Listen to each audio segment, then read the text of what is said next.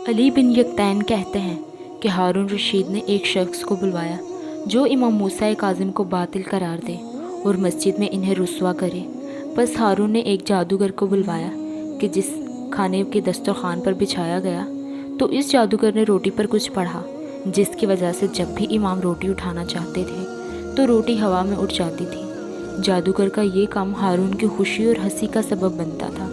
बस इमाम अलैहिस्सलाम ने कुछ ही देर में अपने सरे अक़दस को बुलंद किया और पर्दे पर बने हुए शेर की तरफ इशारा किया और फरमाया, ए शेर, इस दुश्मन खुदा को आ ले। रावी कहता है कि जैसे ही इमाम अलैहिस्सलाम ने ये फरमाया तो वो शेर इस तस्वीर से जंगली शेर की मानंद छलांग लगाता हुआ बाहर आया और जादूगर को निकल गया। बस हारून और इसके साथ बैठने वाले हर शख्स सर के बल कश खाकर गिर पड़े, गोया खौफ खुदा के मारे इनकी अक्लें परवाज़ कर गईं।